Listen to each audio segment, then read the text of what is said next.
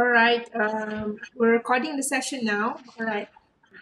Thank you very much, everyone, for coming in to this session on meaningful participation and especially looking at sustainable city and the role of stakeholders in stewardship moving forward.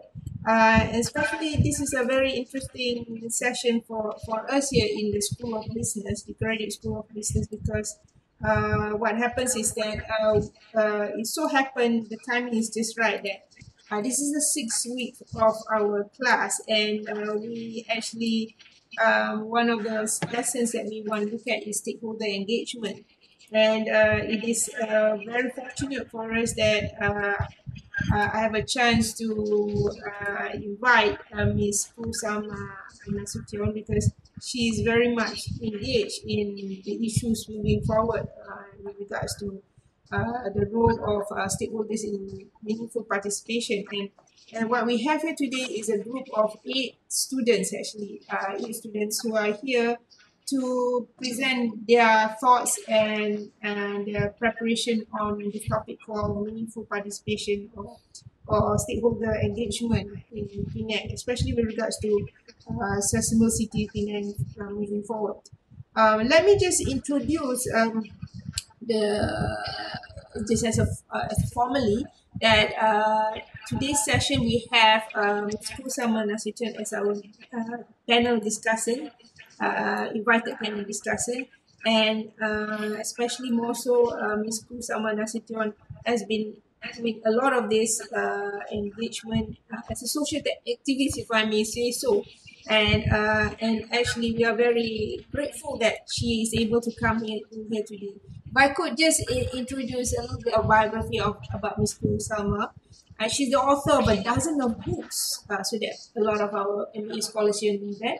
Author of a dozen of books on social history, urban history, cultural heritage of Penang. In fact, Ms. Kusama is a big advocate of heritage. So what we see here in going on Penang, a big contributor towards it comes from Kusama in a big way, and how she has moved a lot of things in for Penang heritage. She's a co-founder and commissioning editor of Arika Books. So any one of you who are interested to know more about heritage, anything related to history of Penang, you are most welcome to check on Arika Books, a Penang-based publishing house. She is the immediate past president of the Penang Heritage Trust, currently the vice president, which was instrumental in Georgetown's successful bid for UNESCO World Heritage status in 2008.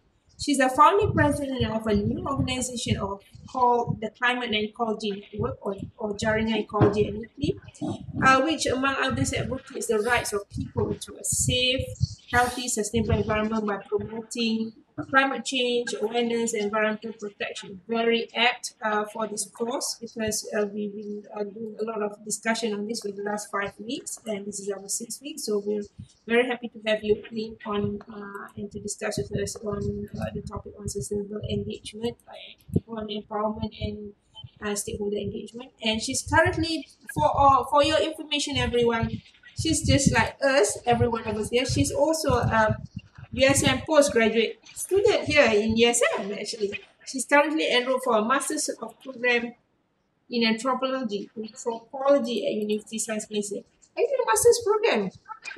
I thought you're doing your PhD. I hope to upgrade. Oh, okay.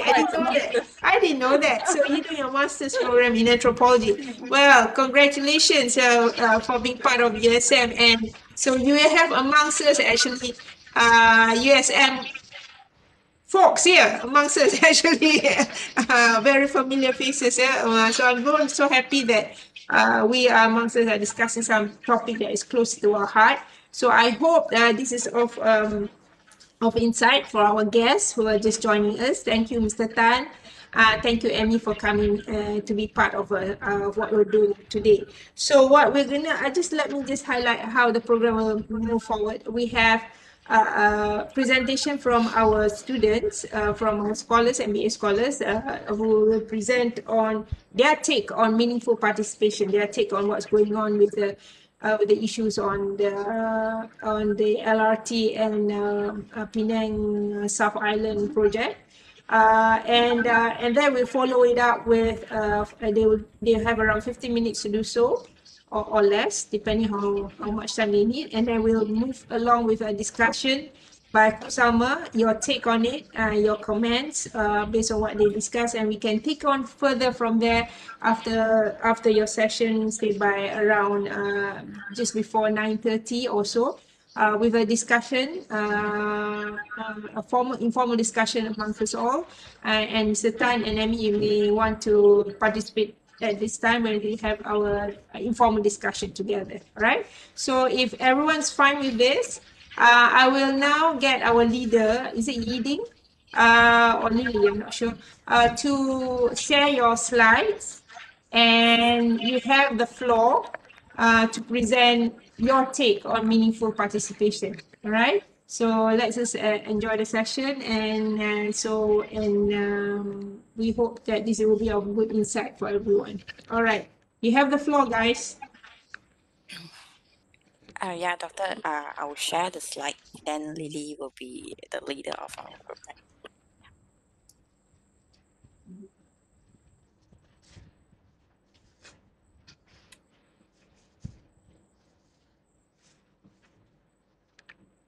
Can you all able to see my screen? Yes, we can see your screen. Do you think you can make it bigger? Yeah, I will enlarge it. Right, thank you. So Lily, you can. Okay, thanks, Yidi. Okay, good evening, everyone. Today, our group will share about the Land and Reclamation Development Project and Sea Reclamation in Penang. So, without further ado, we'll invite Susan to share with us the finding on question 1. Thank you, Ying and Lily. Everyone can hear me clear, right? Let's start with the contextual issue of the land reclamation project in Penang, which we have discussed or split it into three aspects, which is the first one, biological impact. Okay, and so generally the coastal zone ecosystem, which is including the coral reef, seagrasses, and the mudflats, are actually the most productive ecosystem, as we know, right?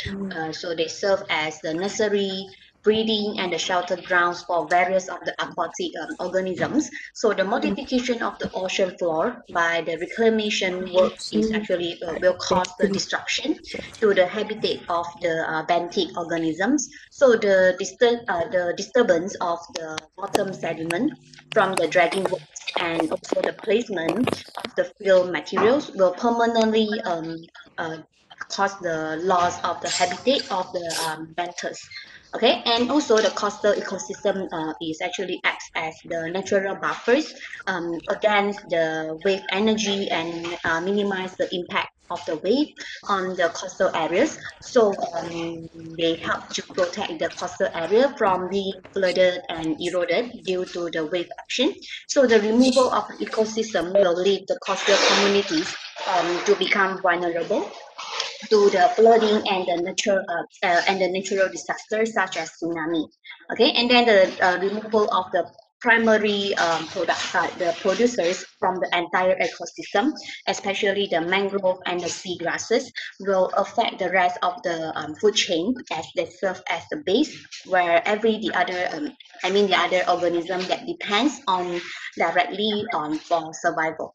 Okay, and also the suspension of the waste, the heavy metals, and the other pollutants into the sea through the dragging activities will cause the disturbance to the bottom sediments, so that the release of those toxic compounds will degrade the water quality and eventually affect the aquatic life.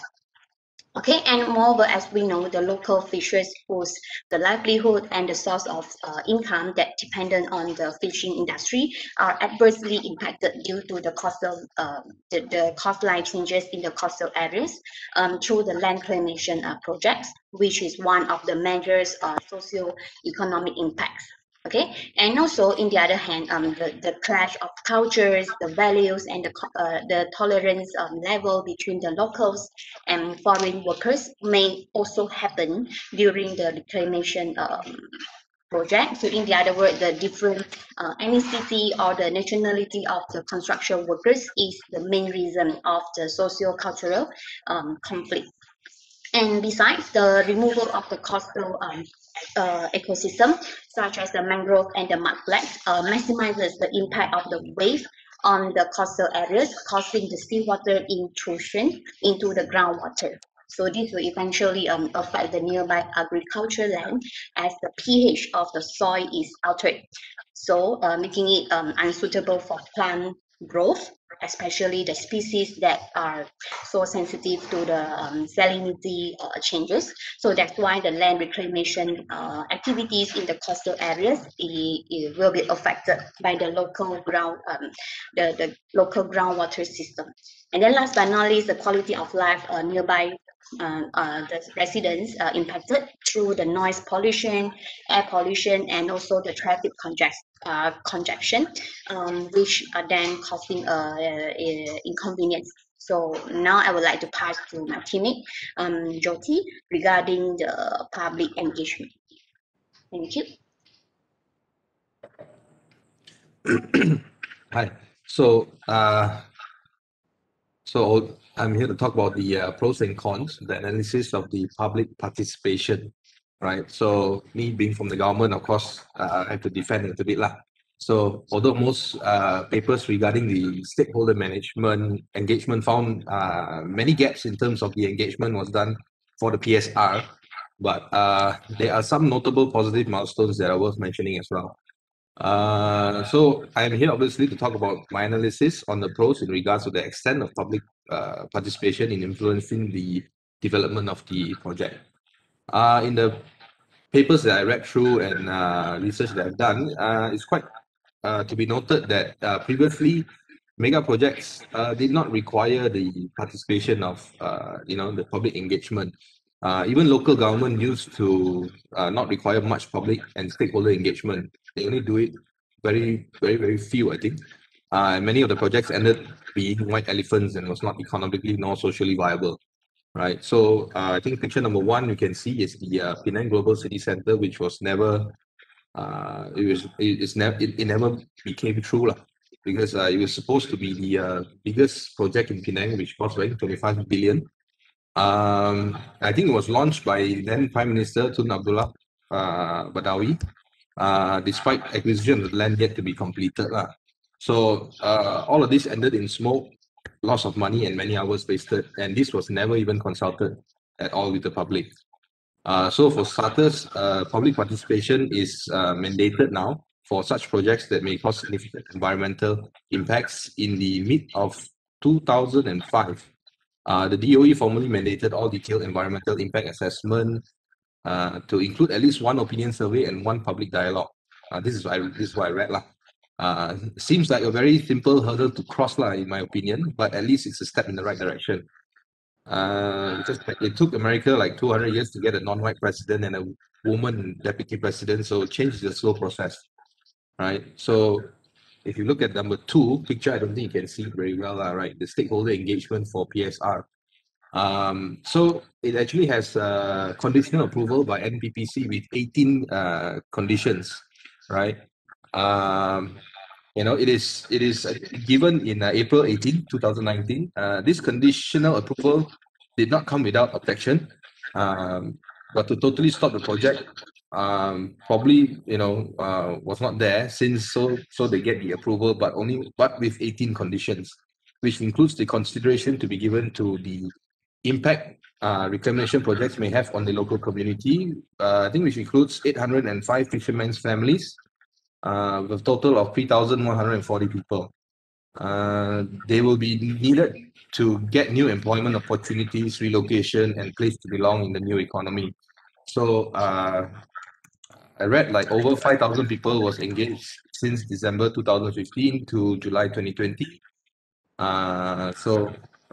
In the report, it is stated that various parties have been engaged over the years, such as fishermen, beach users, business operators, and even hatchery operators, right? I think the total number was 5,762. And you can find the PSR project from the stakeholder engagement centers. I think there's two, one in Pematang Damar Laut and the other is in Gertak Sanggol. So I think from the survey done, if you can see number 4, through the Pusat Perkhidmatan Setempat Nelayan, state government's fishermen engagement centers at Pematang Damar Laut and Gertak Sanggol, they found that 7% of the current fishermen's children wants to be fishermen. So it's not too high lah. And then I think recently PSR opened up their job interviews, which is what do you call that? The number 3 one you can see, and about 124 people came to register, and 46 of them are fishermen. So and PSR provide navigation channels for fishermen to continue fishing, which has been done at Pulau Kendi in 2015. To ensure those who want to continue being fishermen can continue to do so, right? And PSR provide other job opportunities for the rest of the fishermen or families that do not want to continue their fisherman's job. So for my fifth, the pro part of this probably engagement, right? So in the research paper by Minal Patek, which called the Whose Opinion Matters, Lessons from Stakeholder Engagement Process for Penang, Malaysia. So he interviewed 53 people in a qualitative research across the spectrum, which is in the picture, but I don't think you can see that. So most interviews agreed that the stakeholder engagement process for the PTMP was the largest ever for transportation project in Malaysia. They particularly noted the experience from Kuala Lumpur and elsewhere where similar projects were implemented with little or no participation. Interviewees commented that through that participation was limited, though the participation was limited, the state government has displayed flexibility in accommodating requests from special groups, such as I think the 18 conditions where they try to fulfill.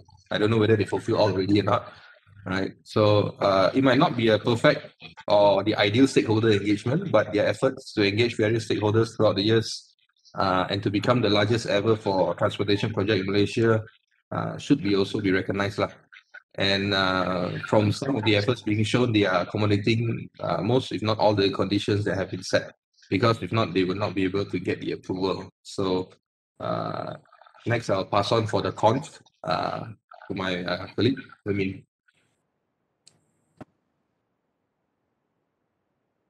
Hi, good evening. I hope my voice is not echoing.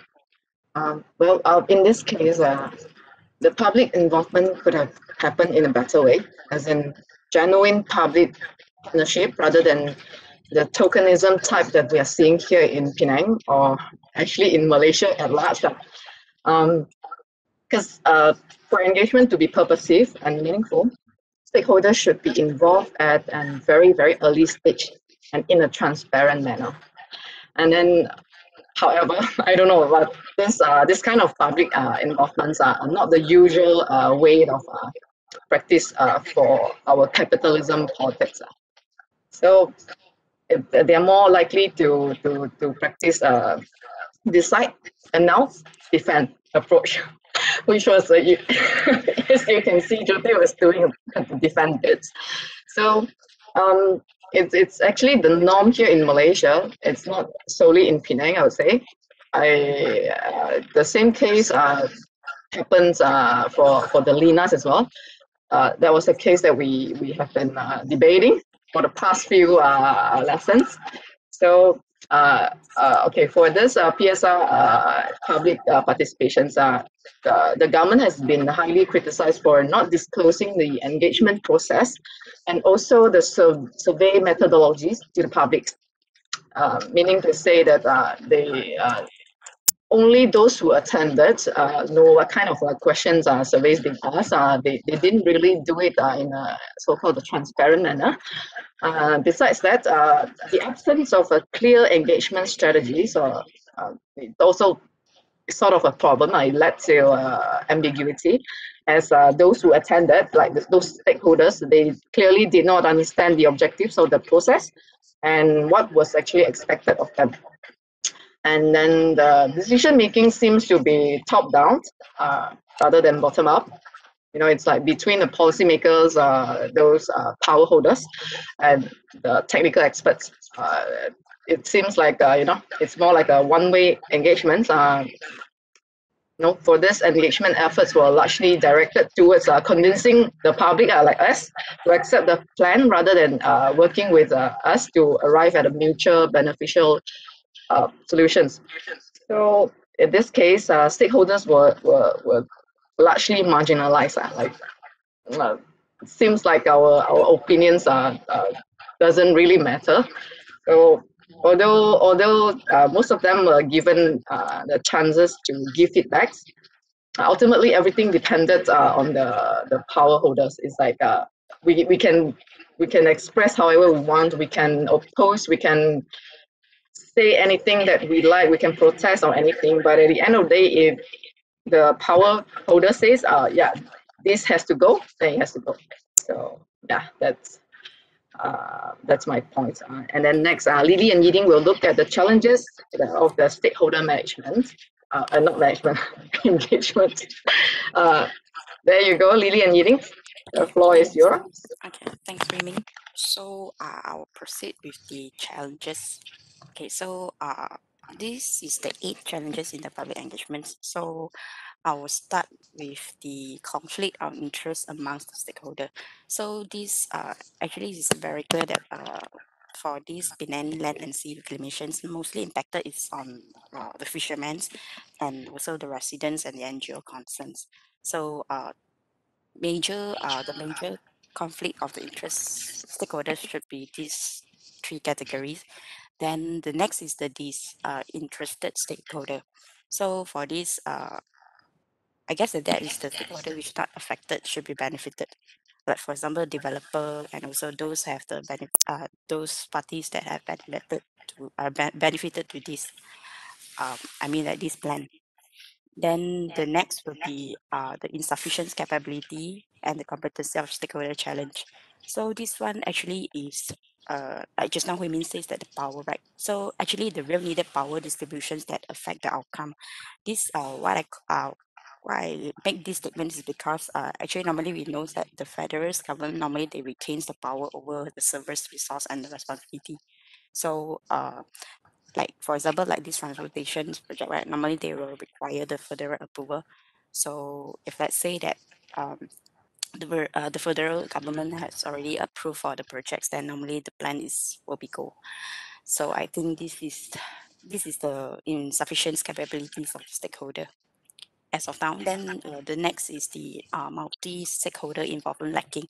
So for this, I think mostly the community participation actually we practice is quite insufficient.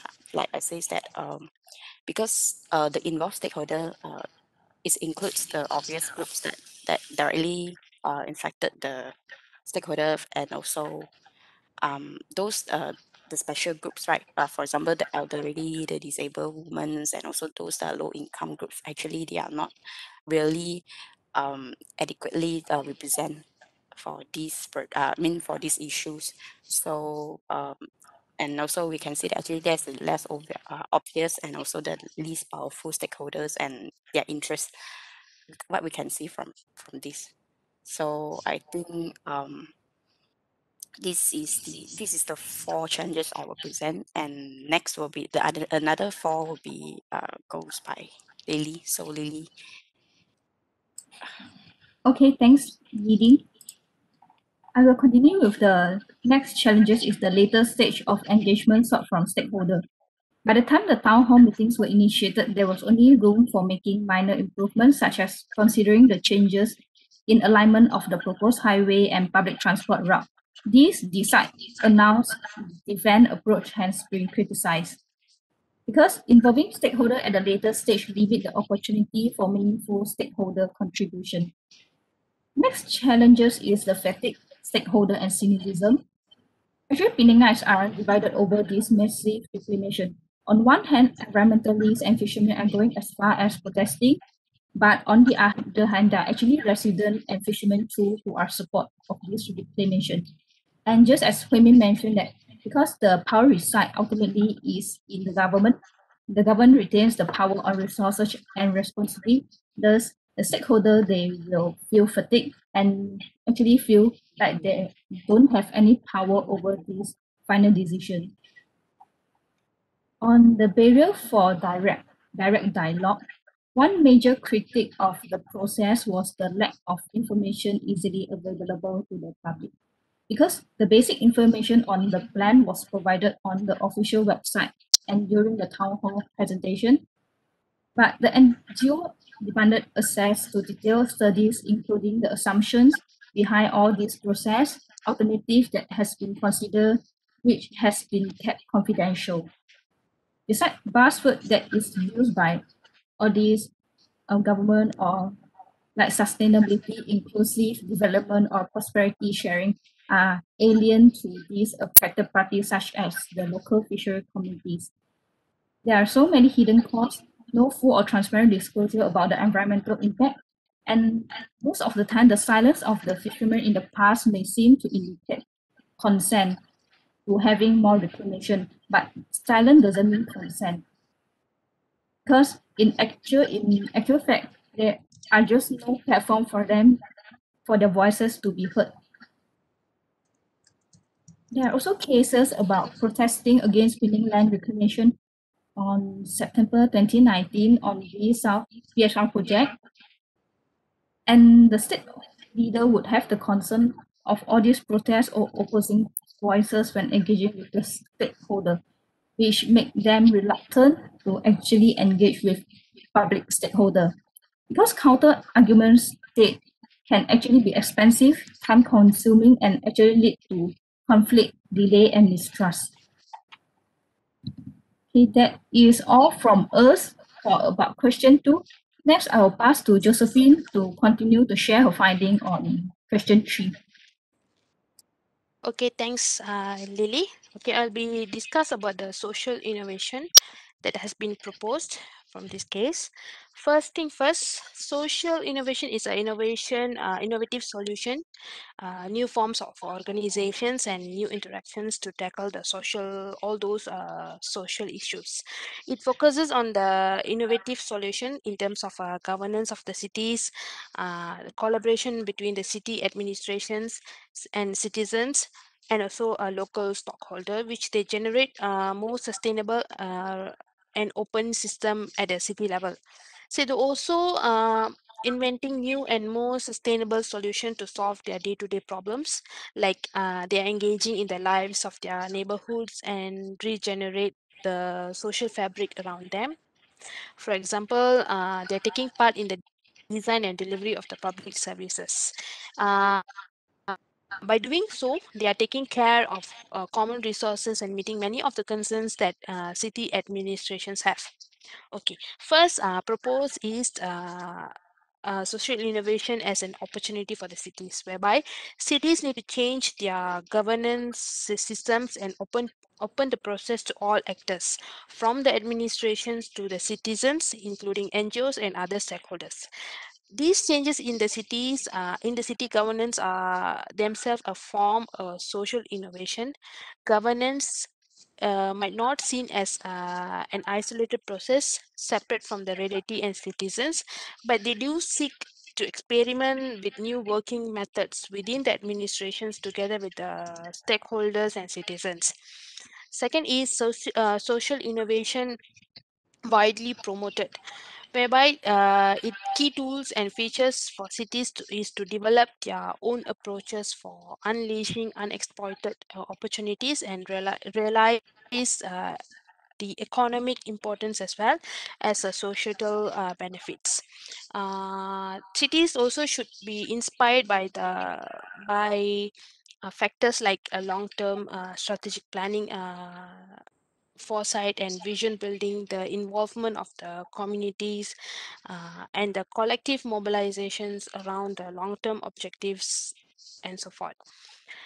The social innovation also been increasingly used to exchange, to cooperate and like co-produce the strategies between the stakeholders in the methodology of strategies. This level also has acknowledged the potential of the social innovation in the development of public policy in different fields, which include in a range of those strategies as I mentioned earlier.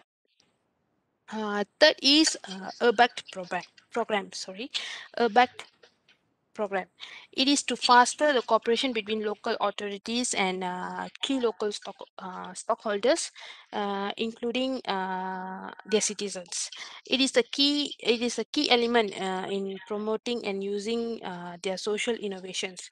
Another key element is that they are analyzed to provide cities with thematic insight into strategic issues, where it provides the complexity and interconnection of urban challenges.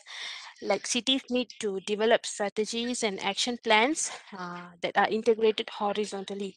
For a city, maybe this is the normally implies radical changes by the way of working to facilitate cooperation and coordination among different level of departments and structures within the local authority. Next is cities also need to focus these competencies and resources on an integrated local strategy by establishing new functional mechanism to coordinate the different institutional levels. City, those who involved in the urban networks are often asked to work closely with the different like institutional levels which concerned by defining their local action plans. Mm, Next, I'll pass to Yase to discuss about the lacks in the proposed factors. Yase, on to you. Hi everyone. Actually, I will talking about what is leaking. Social innovation cities and social service. Currently being a lack of this recommendation. First, Yasir, can you increase your volume, Yasir? okay, doctor. Currently being is lack of this recommendation.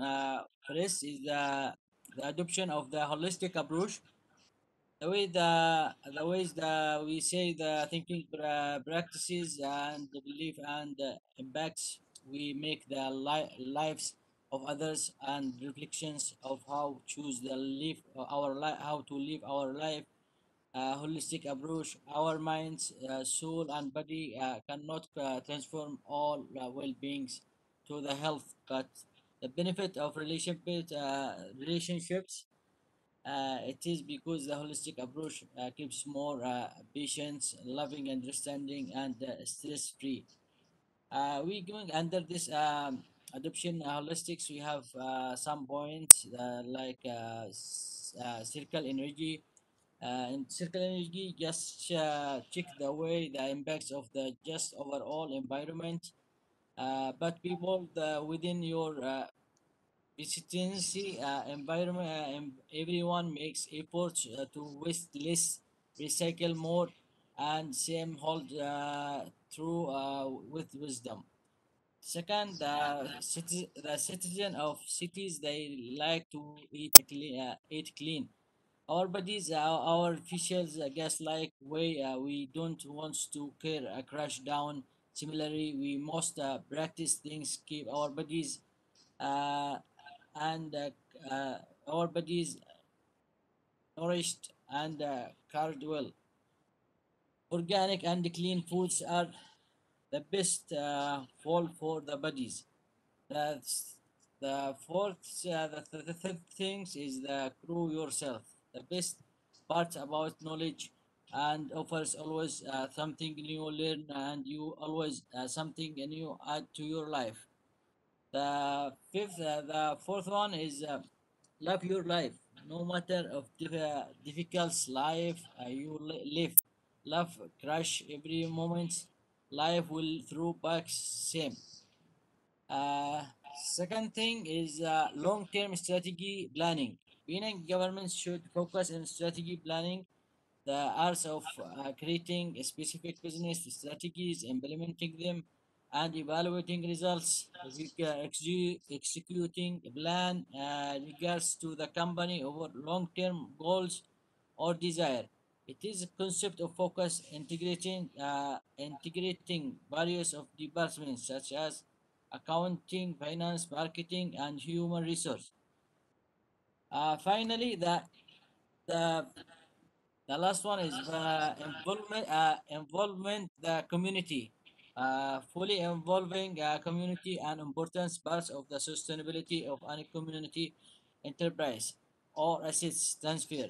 To successfully take one of community library organization, we will need to sustainable community supports and must very sure that there is a strong desire to community retain and develop the library of surface building and make community to success to its success. Thank you.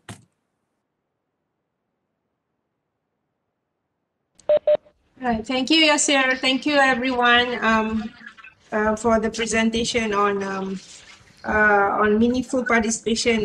Your take on what's going on with regards to the development in Penang. As we noticed, then the discussion today was we started out with a discussion on the contextual issues.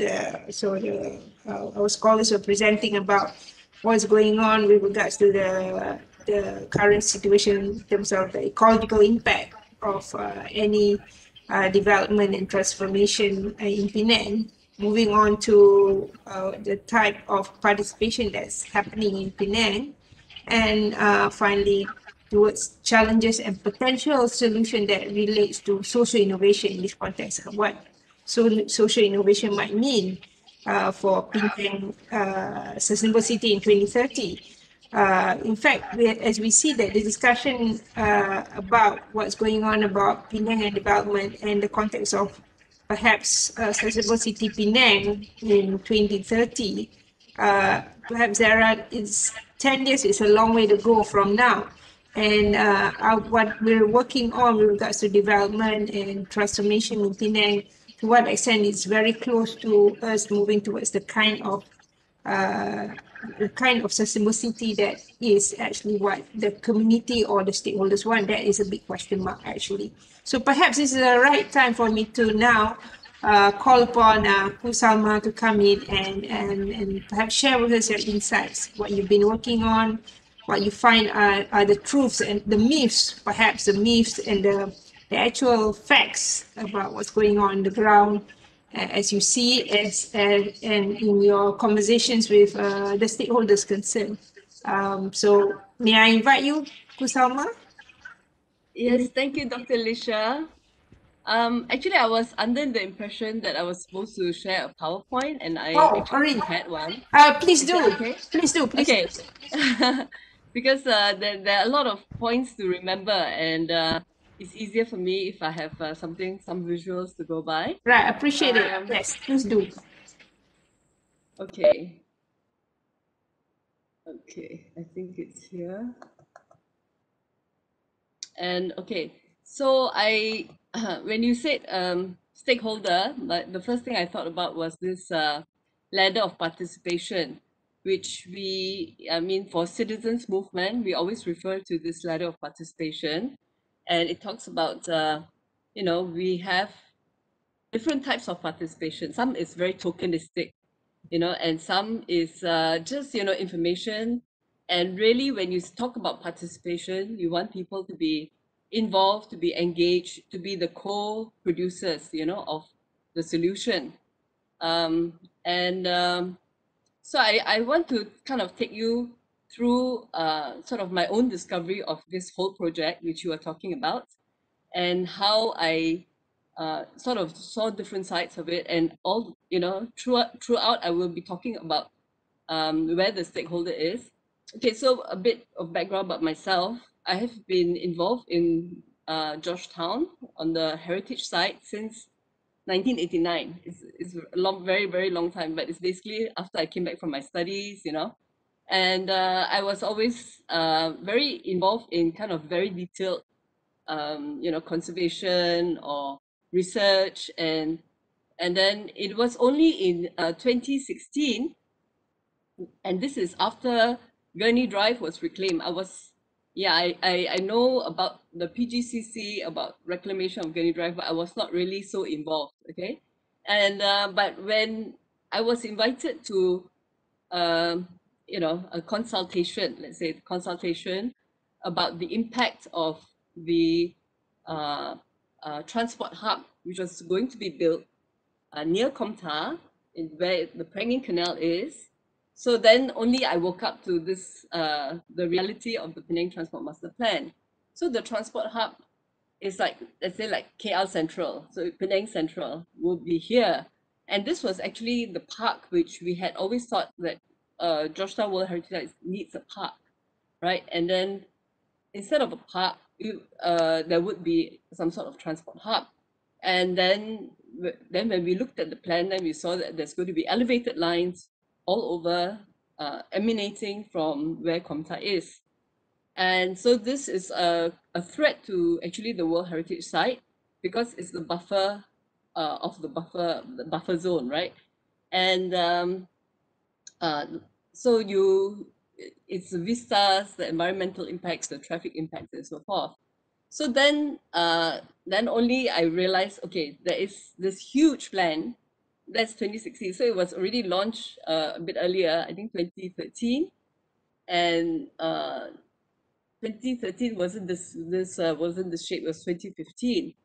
Then this was presented, and there would be monorail lines, LRT lines, skycap, all sorts of things, highways, 3 highways, and one big highway through the hills, which is the Pan Island Link, um, and um, and then also the three islands. So then I started to learn about it.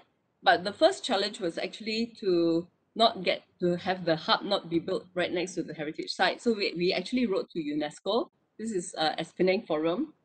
So Penang Forum is a coalition of NGOs, and UNESCO just said, "What's this?" And so then the transport hub was kind of scaled down. So I will show you a very short video so that it just kind of summarizes the whole background.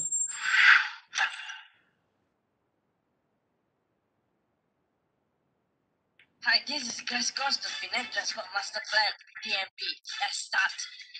Many people think that this PTMP is an idea by our state government.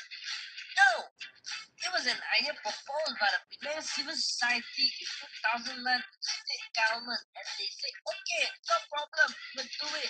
In response to that request, the Penang state government then engaged HELCO, a transport consultancy, to produce a blueprint for Penang Transport Master Plan. But a month before the HELCO was appointed on, Penang state government signed an MOU with Beijing Urban Construction Group. This MOU states that the construction company from China will build 3 highways and 1 undersea tunnel, which will cost RM 6.3 billion. But wait, don't you think we should wait for the health group to produce the blueprint first? They are the expert after all. So after about 2 years of detailed study with the participation of various parties, the health group blueprint was completed and was adopted as the state's transport master plan. It's not free, Our state government paid health group RM 3.2 million for this. After that, the state government advertised for a project delivery partner, EDP, to manage this transport master plan based on the health growth blueprint. 6 proposals received. An SRS consortium board agreed, but with a different proposal which came out of nowhere. Who is this SRS, you may ask? Because these are 3 companies: Gamuda Infrastructure Property Company, Ideal, Penang Developer, Law Boy Yan Holding, Penang Property Company. Ever since the appointment, the state government had went around Penang and talked to people about SRS proposals to the public. But what happened to the original Elcro blueprint?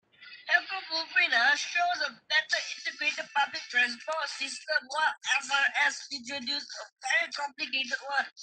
It has a clear strategy to reduce our traffic problem by improving connectivity, while SRS proposed 4 highways in our state.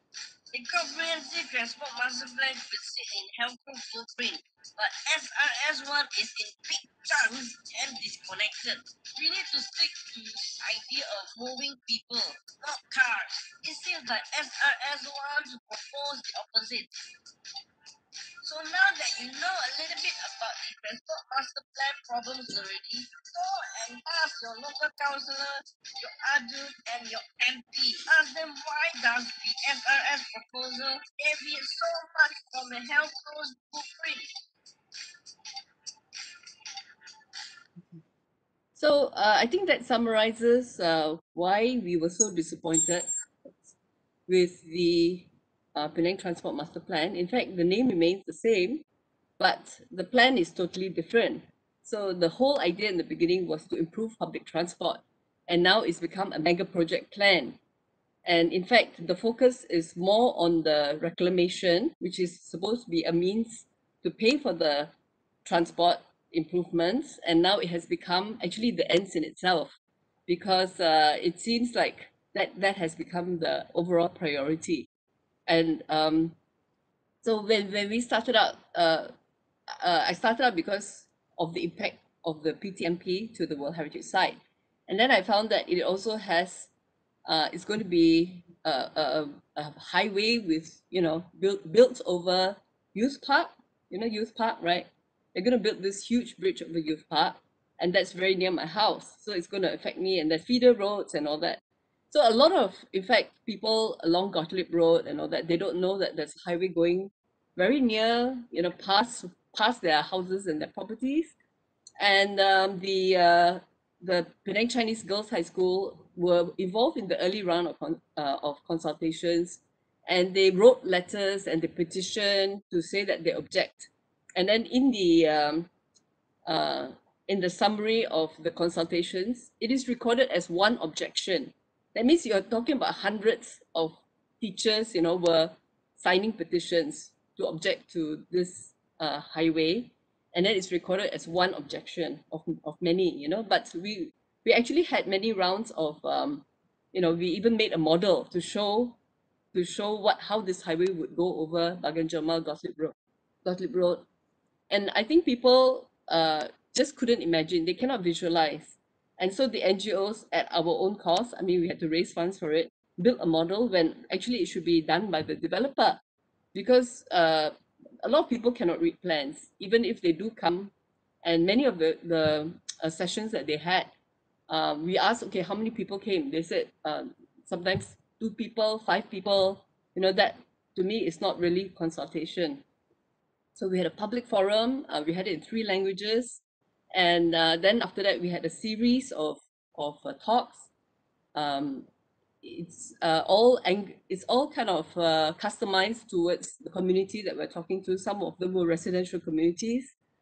Some of them were, like, let's say, tourist groups, and we even did visuals like, okay, keep it on the ground.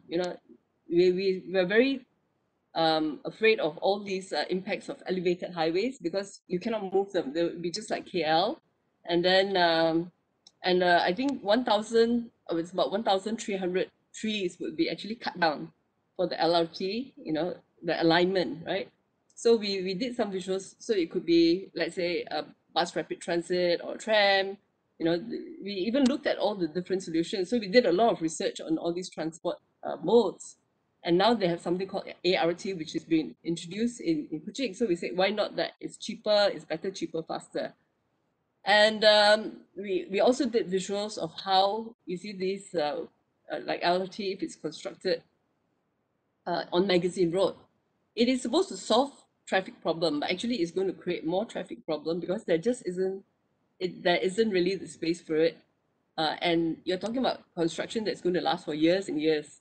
And this is all over Penang, right? And there's a very beautiful park. It's called Taman Jajar Sungai Ara, and it's not very far from you. So I hope you get a chance to visit it. And it's a community park. They even have community farming, urban farming, and they have done the landscaping. And every evening there are people there, morning and evening, enjoying the park. And there's going to be a highway, elevated highway, which is proposed over the river reserve. And it's going to look like this. It's going to look like a huge elevated highway and the river will be canalized to accommodate that. So of course the community there is resisting, and many of them are quite happy to carry this sign, no highway in all different languages. So it's like, why is this do people know about this? Do people know the kind of impacts it will have on the ground? Because it's one thing to see the plan in 2D, and it's another thing to see, you go through that alignment and you're going to see what kind of impact it will have on the ground. So we gave talks. One of them was in Saint-Brice, and this talk was almost banned because somebody complained and all that. But in the end, the VC approved, and then the event was on a schedule. And so we also created this model of how the highway is going over Sungai Ara and down Sungai Kluang, so that people can actually visualize. And then, so actually we compiled all the impacts. So it's 19.5 kilometers, 6 lanes. Some of it is tunnel, and then it's going to affect 2 public parks, 10 schools. Some of it is going very near the school, 9 temples, 1 mosque, 5 cemeteries, columbaria, 2 hospitals, and so forth. So it's going to create a lot of pollution, noise pollution, air pollution, and carbon emissions. And then we started to compile all the highway projects that are being planned. And I think this one doesn't even include Bukit Kukus highway, but you see that altogether for an island of which is about 70 kilometers around, they're going to build 70 kilometers of highway, and a lot of the highways are going to be elevated. So it will really change the character of Penang, the ecology, the environmental character. So let's say if you wanted to, promote Penang to the tourists or ecotourism, it's just going the wrong way, and it's not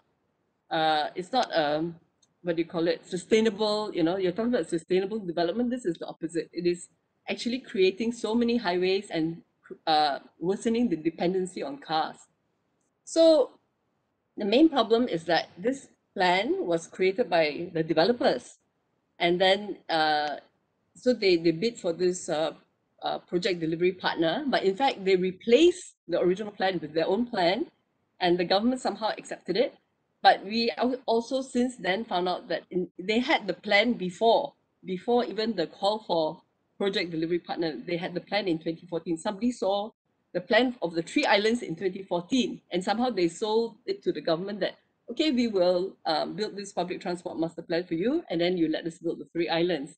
And so when they displayed it in 2016, it's 20 volumes. It is so complicated, and it's only displayed during office hours. You're not allowed to make copies. You're not allowed to bring in your handphone even to take pictures. You can they give you a piece of paper and pencil. So actually, many of us went in and we copied 1 volume after another. I mean, all the essential points, and that was a lot of work. We spent a lot of time doing that, and you'll see that I mean, the government is embracing sustainable development goals, okay? But when you talk about like PTMP and it's not sustainable, it's like, everybody just freezes because they're not supposed to talk about it. They're not supposed to talk about really, if it's generating carbon emissions, it's going to be, making us more car dependent and so forth. Okay, so okay, just to give you, I mean, there are many flaws with the PTMP, their version. But I just give you one example. The population projection for the Penang state, they are projecting 2.45 million people in 2030. So they're saying that there's going to be another 400,000 people on the 3 islands. Okay, and then where are these people going to come from? Because according to the Department of Statistics, and in fact, they keep revising it down. They say that Penang women are not having babies, our fertility rate is very low, and therefore, we're barely touching 2 million by 2030. So this is kind of which one is fact and which one is fiction. And yet, it's like they keep going on as if the projection is more accurate than Department of Statistics. So which is the truth? It's like post-truth. We're in a post-truth world, right? And so if indeed there's going to be they're projecting 400 over 1,000 people on the three islands by 2030, and it's also a justification because we're going to have such a population expansion. We need to build the three islands. But in fact, I think who can afford to buy property on those three islands, because it's going to be expensive condos and all that. So transport master plan. So this picture actually shows the highway Pan Island Link in dark blue, and Pil Pan Island Link 2, which actually leads to the island. So if you look at this very expensive highway, which is going to be the most expensive highway in Malaysia, because it's 9.6 billion. I mean, the figures keep changing, but it's more or less like that. For 19.5 kilometers, is much more expensive than the highways in KL. And it's basically to connect Sri Tanjung Pinang 2, which is in Gurney, down to the islands. Because it doesn't serve anyone. There's no public transport. You can't take a bus through the tunnels. It's dangerous to ride motorbike through the tunnel. So who is it for, actually? You know, and we actually had this big town hall. We invited at that time the Mestek minister YBUB in, and she came and we presented her. You can see the stack here. This stack of documents is like 2,000 over petition, letters which are signed. Okay, and still they and we pointed out so many flaws in the EIA, and yet the EIA was approved. So it's a very political thing. EIAs can be actually approved for political reasons, not on its own merit, because they can just put pressure on the pengarah and say that, okay, you better approve this one. The same thing with liners. Okay, so then after that we kind of lost that battle. The EIA was approved, and then we went on to the next thing, which is the Penang South Reclamation. Now, where does this idea come from? It comes from Dubai. They have these fantasy islands which are actually sinking already, and I think it was promoted by David Beckham, the footballer. So all these celebrities were going to Dubai for their short weekends, and then okay, Forest City has done this, even Malacca Gateway, but they're not successful. Forest City is not successful. It's like half built, and it's so speculative. And Malacca one was abandoned, and now they've revived it. They want to reclaim some more. And there's also in Indonesia and Philippines, there's projects like this, which is some politicians' wet dream, but on the ground, everybody is so against it because it's going to affect real people and their livelihoods. And then, so this was presented to the National Physical Planning Committee in 2019. And actually, Dr. Lima Hui and myself, we were invited as NGO. I think they said that that's the first time that any NGOs were invited to this MPFN. And basically, it's 3 islands, 4,500 acres. Then the land use is Island A, industry, Island B, housing, Island 3, recreation. Projected population is 400 over 1,000. It will take 15 years just for the dredging, and even more for the topside development. And it's going to take a lot of sand, and it's going to generate 3.2 million tons of carbon dioxide. I think that it's much more than that. I think this is just if assuming that there's the 400,000 people. So is it an MTC? Are they building on an MTC? It is actually the fishing grounds of these fishermen. It is from the EIA. There's kawasan Ketam, kawasan Udang, kawasan Ikan. So these are actually all around the coast. There are communities living there. They've been fishing there sustainably for hundreds of years. They're not doing trawling. They're using very specific gear. There's hardly any bycatch.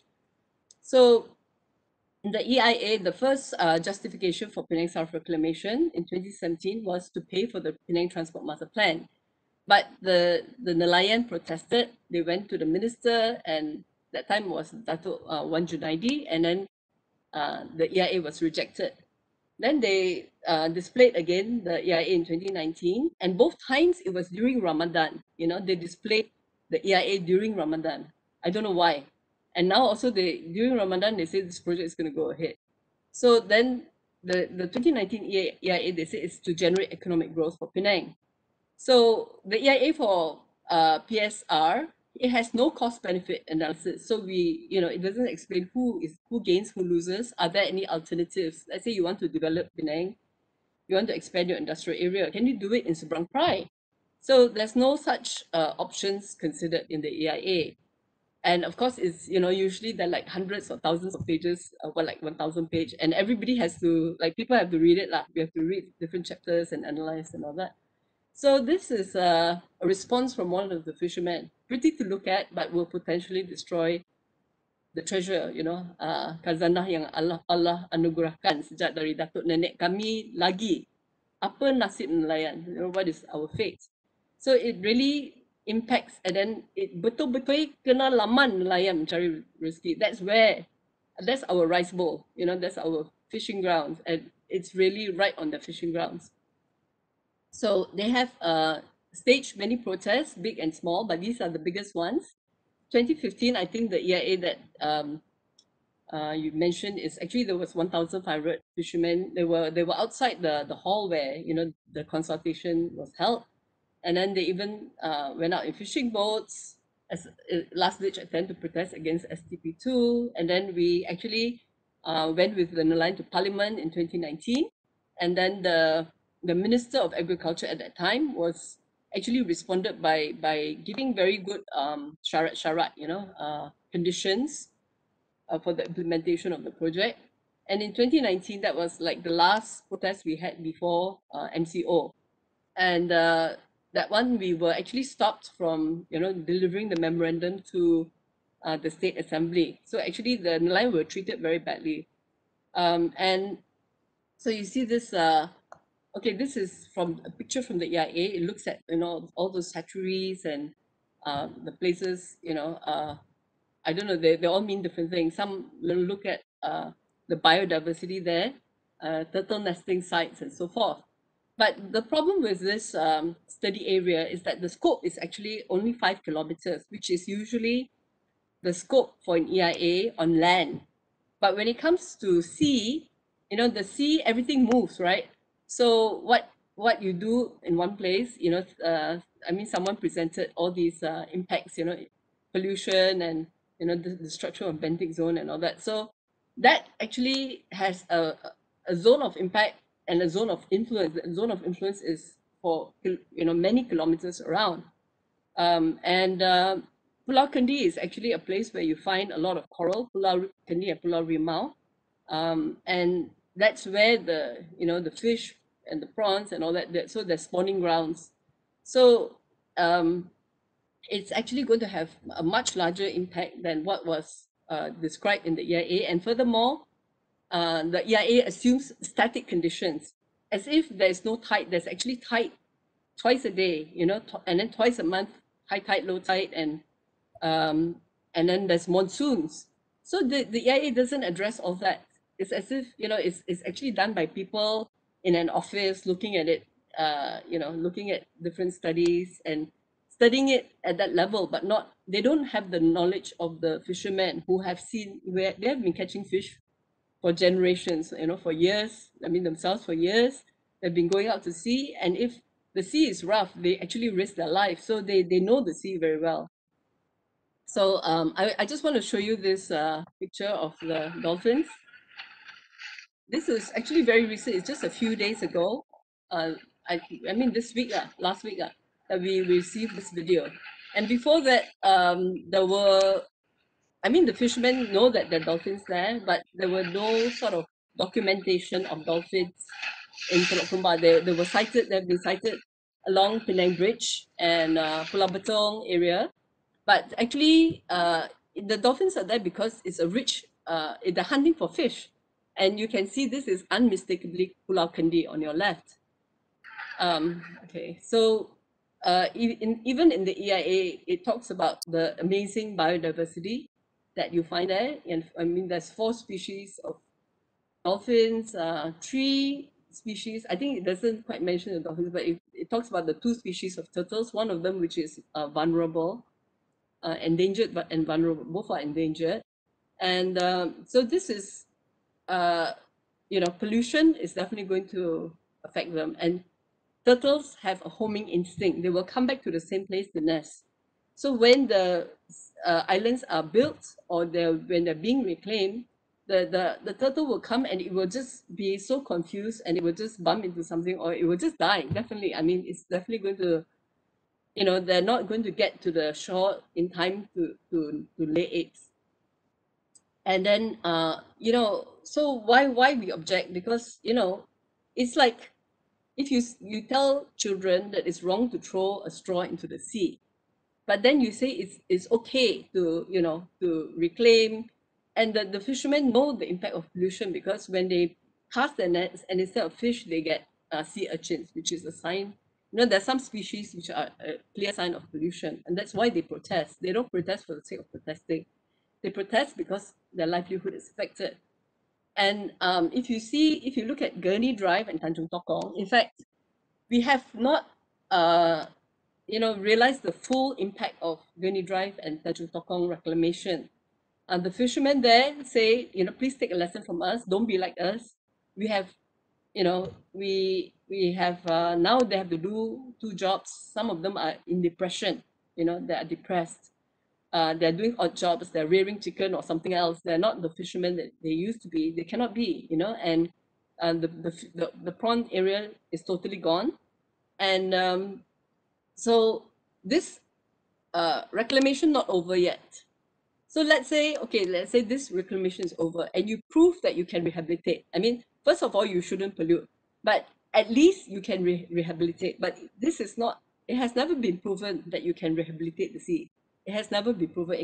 You can say it in EIA, but it doesn't happen. Okay, so, and the other thing is that it leads to sedimentation.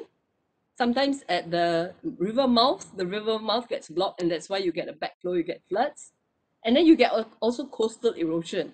And who pays for this is actually the taxpayers, because it's the responsibility of Drainage and Irrigation Department. So that's JPS. So taxpayers pay for it. Erosion causes houses to fall into the sea, really. And this also came out just like two days ago. Tourism belt in Matufurigi is now nearly all gone. All that is left are previously buried boulders, now exposed due to severe beach erosion. It is said the phenomenon of strong waves pounding the shore happened since early last year, and it got worse. Conservationists and environmentalists are baffled, besides being concerned over the possibility of loss of marine life on the sea floor. Sahabat Alam Malaysia Senior Research Officer S. Mageswari says although coastal erosion is a natural phenomenon, it is often excavated by human activity and disturbance. Mageswari says in general, among the contributors to coastal erosion are buildings too close or too intensive in high-risk coastal areas, changes in the pattern and density of human settlement, industrial or rapid and widespread development on the coast, or removal and interference with natural protected features, such as mangroves. She also says coastal erosion is getting worse, and the incident in Batu Ferringhi is being endangered, and urged the authorities to identify the cause and take quick mitigation measures. Among the most severely affected part is a 350-meter stretch of beach at the westernmost area of Batu Ferringhi, which is almost entirely washed away, with damaged structures lying around. The waves also had uprooted 40 coconut trees, as well as 3 casuarina trees that were at least 30 years old. For safety reasons, access to the beach has been closed. Penang Works Committee Chairman Zairil Kir Johari said the state was in discussion with agencies such as Department of Irrigation and Drainage, Penang Island City Council, and Land Office to work out a solution.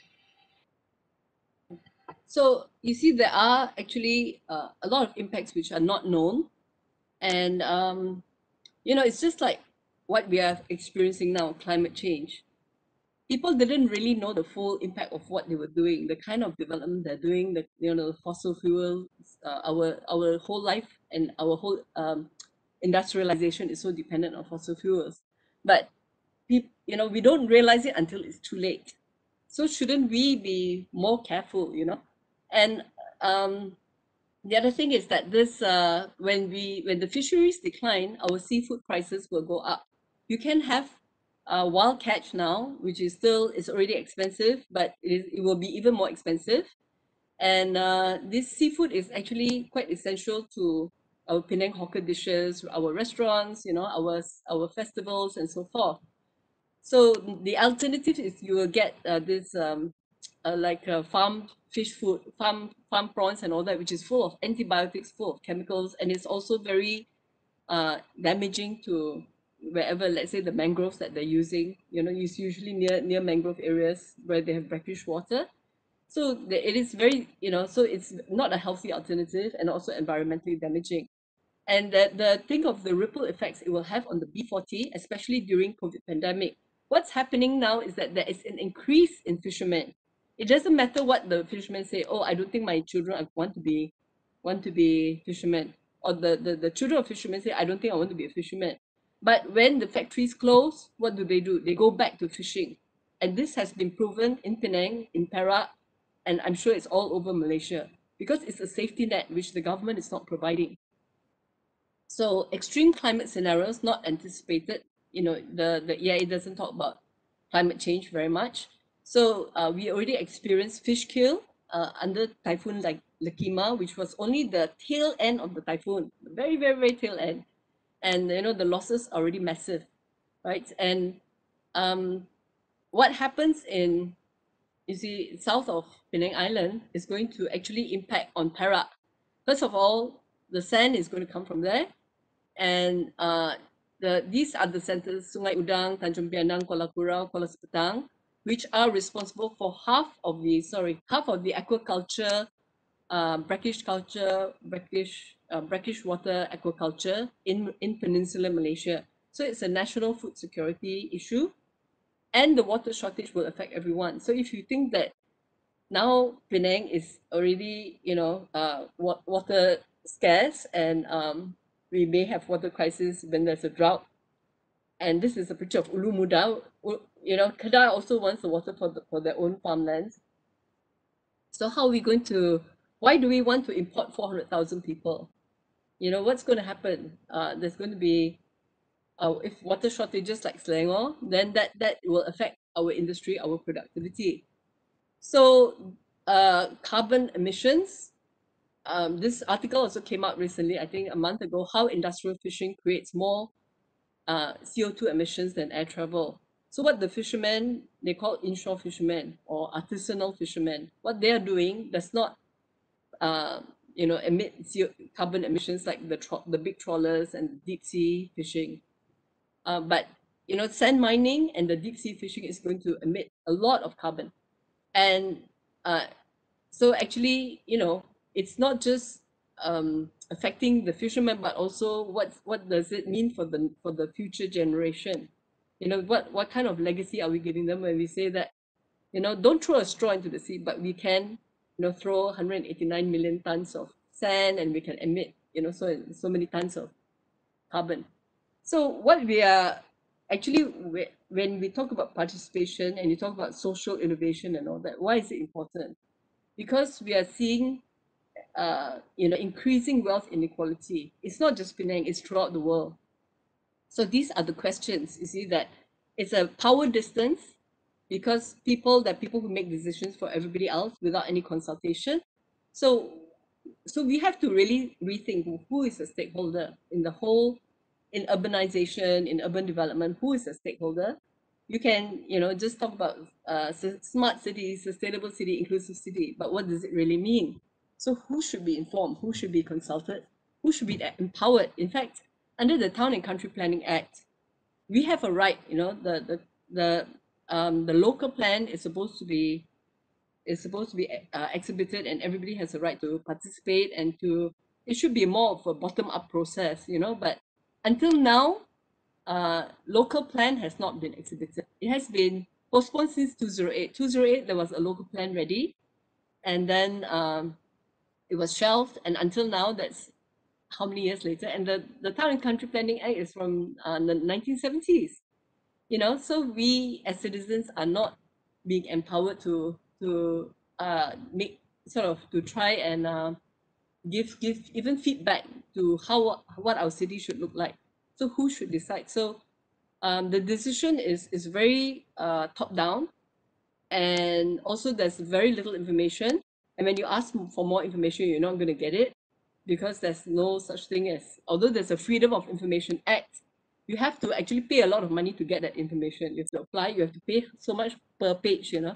So to get a 1,000 page document, you can imagine. So in 2019, actually, we presented a memorandum to Sohakam, and which kind of outlines the 5 issues of environmental justice or injustice. One is that the project will inflict permanent damage on a sensitive coastal ecosystem. And this is actually in the letter from the Department of Environment. It says that it's going to inflict permanent irreversible damage, but I approve it anyway, and it was approved by the Pengarau on his last day of work. Then we actually have to look at the precautionary principle. This is from the Earth Summit, you know, since the Earth Summit. People have been talking about precautionary principle. When you don't know what the impacts are, you have to restrain. And this affects both environment and climate. And then the fisheries is like a commons for the nelayan, you know. So in land, you've heard of something like land grab, okay? But this is just like a sea grab because it's not recognizing that they actually have rights as to the commons. They have like kind of common law use rights, okay, use rights and access rights to the sea. And then in the UN now talks about, when you talk about indigenous people, and they are indigenous people, their relationship to the sea is like the orang asli relationship to the forest, because they live, you know, they can't live without it, right?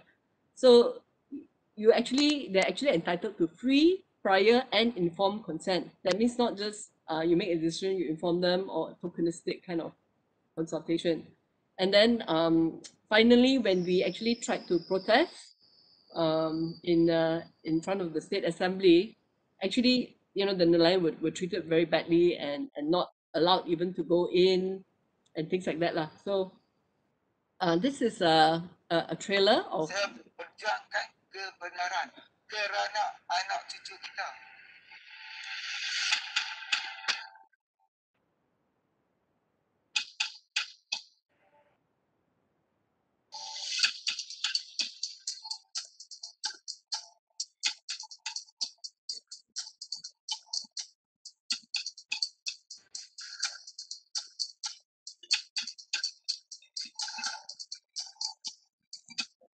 Jangan lawan dia.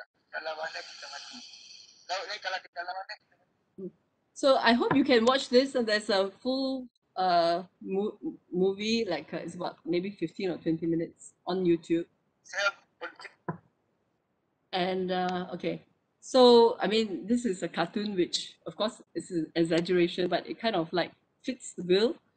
You know, people are actually, the nelayan have protested, but they've been, you know, the government is riding roughshod over the protests because they don't have to listen to the nelayan. They have the full sort of legal right to impose their will.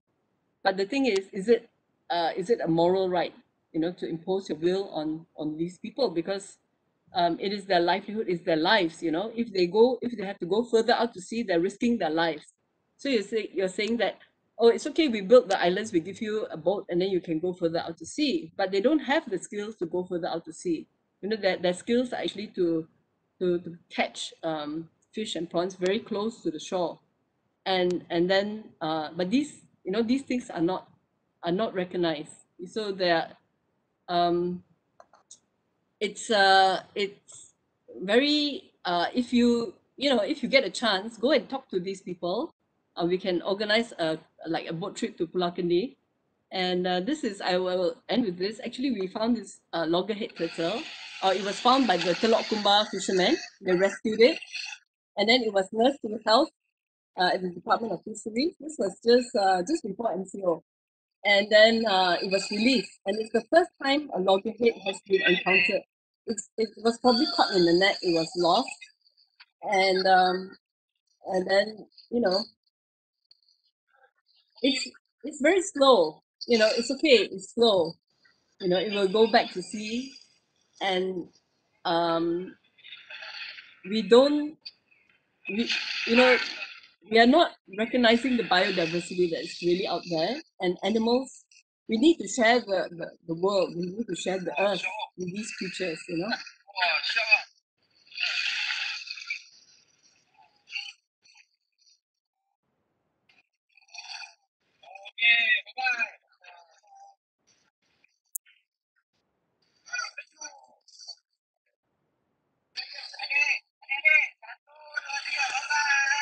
So the children who saw this, they will never forget it.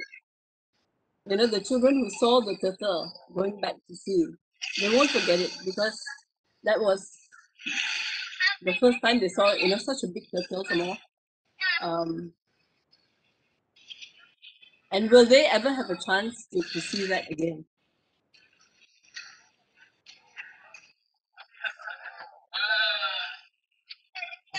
Okay, I hope I didn't go over time. I will stop sharing. How do I do that?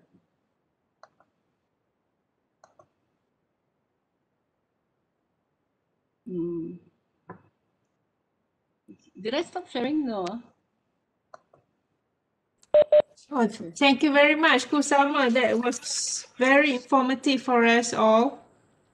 In fact, your discussion was very detailed, you know, moving from the secrecy surrounding what's going on with the transport master plan and the facts that you know about what's going on, moving on towards the context of the myths and the actual facts and to what extent we as the population of Penang really understood you know if we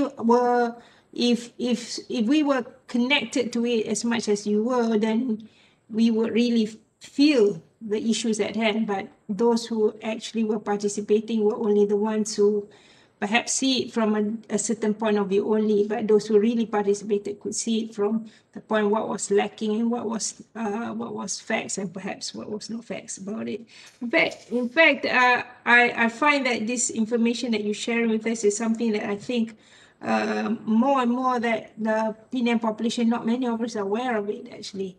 And when you show us the latest, in fact, I shared this, the Teluk Kumbar dolphins, dancing dolphins with this group, and I felt, wow, such a beautiful sight. And this is this something that we will just lose it one day. It's just it's sad when you think about it now. You did not go over time. In fact, this I think is one of those perhaps an important opportunity for us to share amongst ourselves and to understand the issues concerned. When we came in here, the idea was to understand what it means about meaningful participation. Perhaps what is more important, I like to open discussion, it's not just about meaningful participation, but more so about the kind of future that we want to have, the kind of future that Penangites want to have one day. Well, the conflict goes from the point of view of having growth and growth for growth, and because of growth, that's where you have the capitalism involved, the developers involved in the picture, and that, but then again, we ourselves know there are limitations with this, the impact of growth on what is more important in our lives. So perhaps if there is a question that anyone amongst us want to open up for either commentaries or further discussion, is about the whether at the end of the day is what the idea of sustainable city 2030 going forward. Well, we talk about smart city 2030, but if you think about smart sustainable city, at the end of the day, it's about a city where we live in. It's a city of where we want to cherish the kind of life we want. So we need to be able to participate. We, the society, needs to participate in it, not taking it as it comes, as given to us, perhaps. So that is where each one of us who represent not just the corporate citizen here, but also the residential citizens. We may be part of parcel of the government also. Some of us, like Jyoti, for instance, we are academic scholars like you and I. We are also corporate citizens. We have a role to play in making a difference, actually. So this is where we need ourselves. If you ask ourselves about sustainable livelihood, the Penang fishermen, we are so distant, so far away from them. We can't feel as much as they feel about what they're going through. But at the end of the day, we actually have a role to play in terms of the kind of lives that our children and our grandchildren may be part of the future of Penang one day, right? So perhaps if some of us want to give some comments or open up a discussion about the issues with regards to the role of there are many contexts. One is about the context of course, about environment, right? The future of environment in our lives, where nature comes in. We can see it from the context of the role of society in actually meaningful participation. And if you think out loud about what Yasir was saying just now, at the end of the day, it was about what kind of lives do we actually want, and how do we see this whole development coming in and creating positive or negative impacts on our lives. So I'm going to open the discussion for one or two questions to come forward, or comments. Hello, Doctor. Yes, Yasir. I would like to thank you, Dr. Kui, for the nice presentation. Also, I want to ask you that the government will be spend maybe $3 billion in train. Also, the regarding to the sea and in Penang. Actually, I shocked when I come to Penang and I smell the sea is not like our sea in our country. The sea in our country is clean and very. I cannot smell this kind of things. What I found in I shocked that the smell coming from the sea of Penang like this. It look like smell of waste water. So, in my suggestion, Penang is a nice country, and tourism come to spend their time here.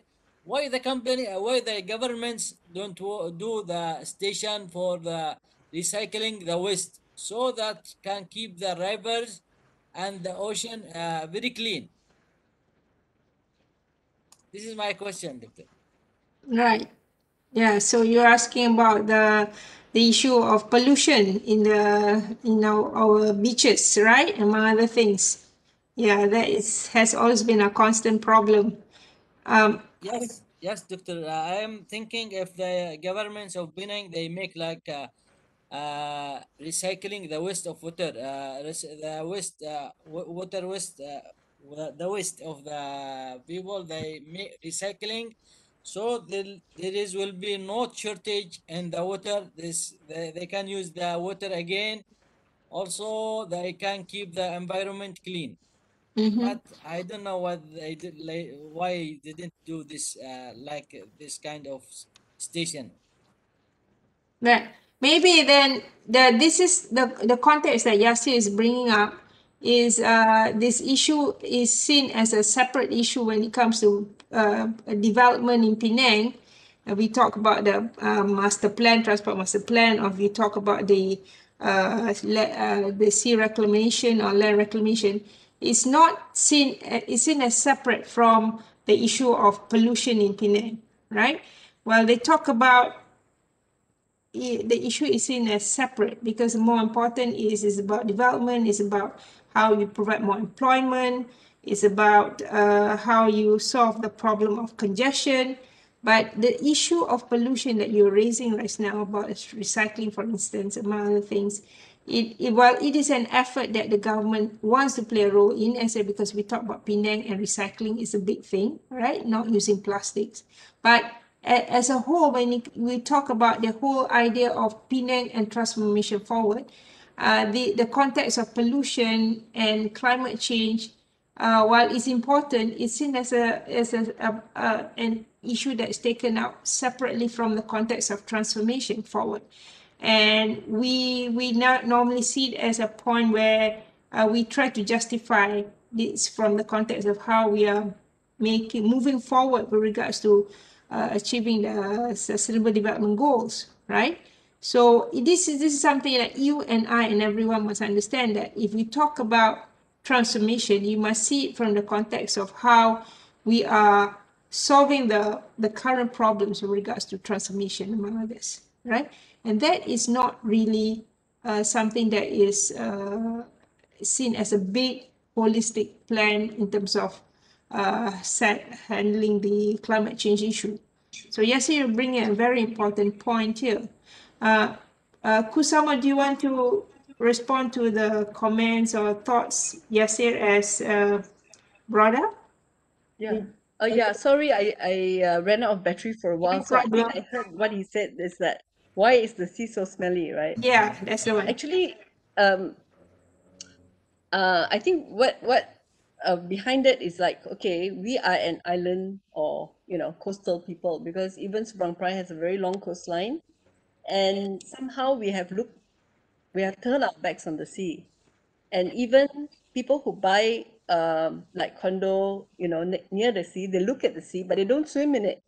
They've already accepted that you don't swim in the sea because it's full of jellyfish and it's polluted, it's full of E. coli, which is very strange, isn't it? Because you come, you invite tourists to come to Penang, and then you say, but you can swim in the swimming pool. So you show pictures of the sea, and then you tell them to swim in the swimming pool instead of the sea. So it's actually, it does indicate a kind of disconnect to our environment, because our parents, grandparents, they used to go and have picnic, they used to go and swim in the sea. And you look at all the memoirs, they say, oh, when I was young I used to swim in Gurney Drive, and now you just wouldn't do that because it's so polluted. So like economically, um what we can think of only is reclaim the sea, create more land. But actually you can also boost the economy by cleaning the sea, because then your fisheries are improved. Is as a like a place to visit. People can swim in the sea. That's extra public space and public amenities, and even for tourism. So why do we look at it that way? But why is it that we have been so captured by this idea that development means more and more concrete? It's like it's a kind of brainwashing, and we have been so brainwashed that we don't look at we don't think that there's anything wrong if the sea is polluted.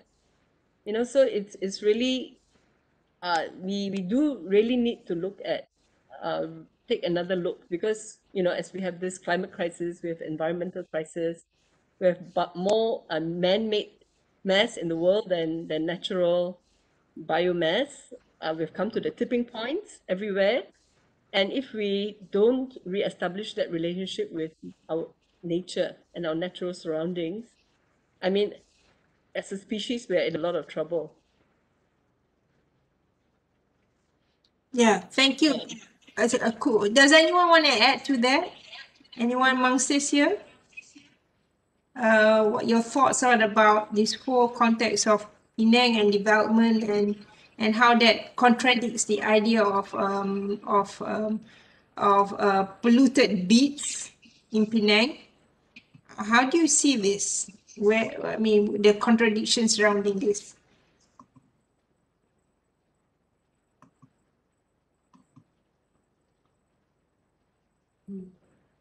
Any thoughts on it? Any questions you want to raise? Perhaps our guests have something you want to comment on also. You may do so also. Hi. Hi, Emmy. Hi, I hope you can hear me. Yes, we Okay. can. First of all, thank you very much for the very informative presentation by all the presenters. And I'm actually in this as a sort of from a sociologist point of view. And I do have a couple of questions as well as comments. First of all, it seems to me that this participation issue, I haven't been in Penang long enough to really see the entire stretch of what this is actually happening. But from a layperson's perspective, it seems like it's a very small engagement, so to speak. I know Mr. Joshi had mentioned like maybe 5,000, 2,000 or 5,000 people actually commented on the initial, what do you call it, studies. But to me, even that seems extremely small. The other point about that is that the arguments or the arguments between what seems to be a group of people who are two groups of people who seems to be quite polarized in that sense. You have information or activists from the group of fairly educated and informed people. And at the same time, you also have the people who are affected by these reclamation, the fishermen and so on and so forth. But they're, and then although they come in the same sort of like talking from the same platform, they come from a very different sort of perspective. And what it seems to me is that in order for you to have a very meaningful participation from the population, we need to be getting feedback from people who actually are informed. If I asked some of my friends here, if they know anything about this project or whatever, unfortunately, majority of them have very, very little information. They don't get, some of them may have gotten information from the from the government, which is also limited.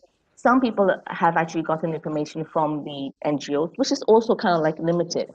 And to me, it's if you really want to get a feedback and a real sense as to what the people are thinking, why not make it in a sort of like a not a trial, but like a debate, whereby you get maybe 2,000 people in an area, okay, and both sides of the arguments are actually presented. And then you take a questionnaire of the people who listen to both sides of the arguments, and then let common sense dictate, okay, and let them think about with regards to where we're going forward in terms of trying to be sustainable. Is it something that we should really be thinking about taking a step back and instead of going into full-fledged development, is there a much more a better way to actually make it sustainable? And one of that question really is that I can see that there is a clash or contradiction in terms of trying to get development as well as get sustainability. But if, let's say for instance, if we even try to ask ourselves, if you decouple the two projects of PSR and PTMP, would the government even consider this as a standalone project? Because it seems to me that when you link the two projects together, PSR paying for the Penang transport, then obviously it becomes money issue. But if you decouple that altogether, you look at the actual project on its own merits. I think that's the only way you can actually make people understand, because otherwise it's very complicated and it's bringing a lot of issues that they're not quite sure about. Yeah, of course I want development. Yes, and I also want sustainability. But when you put the two together, and this could be the reason why everybody's so confused right now. So it's just a question that I would like to present or ask the panelists over here and see if that might actually clarify things for people and push this forward in a more consultative way, so that both sides of the polar wild thing can actually get addressed. That's it. Thank you, Amy. It's very insightful thought that you brought up here about the context of decoupling the two projects. Actually, yes, you're right. When you put that together, we are trapped, and we don't see it as we only see one context that we need. If we say no to it, then we're not saying yes to development. Yeah, on the other hand, we see the other side when we see the turtles, when we see the dolphins, when we think about the issue of the fate of the fisherman society. So I think this is a good point for the rest of the panel speakers here to undertake the discussion here from the context of what you feel regards to when we think about participation, Malaysia is not used to being open, to have an open debate discussion. We're not used to having that open discussion surrounding an issue and having a stand on it because perhaps of the nature of how we are being a patriarchal society that the government plays a much more decisive role in terms of what is appropriate for the nation and for the society in that sense. Yet there's a lot of movement towards a more open democracy on our part as a society. So perhaps on that scope, Penang is different from other states in that sense that we have a very strong civil society voice in Penang, where Ku is one of them. Kusama represents one of those voices, and perhaps and Penang being a city or a state where it is a state where it's a free trade zone, so industry is very a strong base in Penang, right? So we see here among the panel speakers, almost all of us are coming from the corporate environment also. So we naturally do not oppose development necessarily. We are for development. We're not necessarily saying against sustainable development or against we're not saying that we're against making a difference in the environment necessarily, but at the same time we are not also saying that we're only for development per se. But I guess it's a question about how we Penang society just keep moving along forward, right? And not really being critical about the kind of society we would like to see ourselves in the future, 10 years down the road. I mean, talk about 2030. The working about the future is not something that we Malaysian citizens perhaps are necessarily thinking about out loud, in terms of the kind of lives that we actually should move towards, Maybe because we're so used to the idea that we need to really work on development, we need to wake up, go to work, be productive, come back home, keep on doing that, have the kind of life you want, go out and have a good family holiday, spend a good time together, and we don't really question those issues that seems to be important. So when the government talks about, or the state talks about, a master plan of this sort, a transformation of this sort that actually represent a big part of what the corporate world is about, what development at the highest level can be about. It is something that we don't necessarily question, but it is something I think it's very important that Penang perhaps represent a core of what Malaysians are actually facing now, actually. To what extent do we want to question the kind of lives we want to have in the future, right? So perhaps I'm going to just thank you, Emmy, for saying this out loud to us. Maybe one or two other panelists would like to open up your hand, open up your hearts and tell us your thoughts about this, the idea of what we're going through with regards to the transformation plan and to what extent that we actually see how meaningful participation should be like. Anyone of the panel here? Perhaps Jyoti, you have something you'd like to mention here about it? Yeah. How do I put my thoughts into words? Yeah. Basically, I think this is a very good perspective. As I said, thank you for Kusama for actually presenting all of these information that probably it's harder to attain because not many of us actually goes down, go onto the ground. Like many people where I work at, so it's very much on the ground. So not many people know exactly what's going on unless you are there.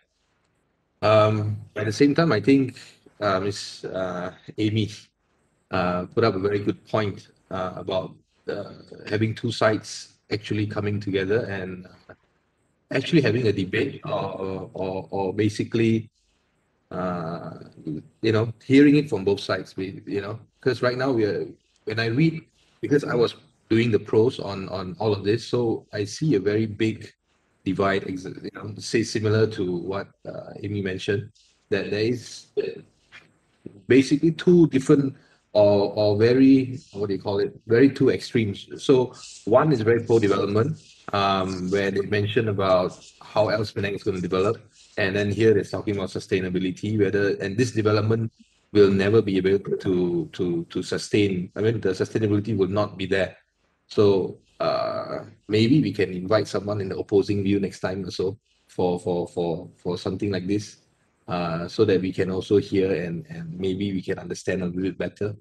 Uh, you know, uh, so that we can actually have a more informed view, right? So if not, because I can see that what the discussion today is mainly about what do you call it, sustainability and the environment and how the fishermen is going to sustain themselves after this. But I can't seem to see that if such a big development is possible to be done with all of these challenges and with all of this, what do I say, like, all the secrecies and all these problems that been pointed out, it's very alarming, right? Like, is there like something going on? Is there, we don't know how bad it is, but it seems to look like it's pretty bad. And I think, Doctor, you heard me say before, like, maybe it's because capitalism always wins, regardless of whatever we do, right? We can say, we can talk, we can do whatever we want to do. End of the day, capitalism wins. Linus is here. Maybe if this goes on, this proof that capitalism will not go, it will not go away. Maybe that's the core behind everything that is going on. Uh, you know, I don't know how else to put it, except maybe we have different views to put it. So yeah, that's what I think right now. Right. Thanks, Yuti. You see, when we talk about the role of capitalism here, right? This is the crux of the context of where we're in, where Malaysia is in, and to put this into context, we will naturally need development in any stage of Malaysian's transformation moving forward.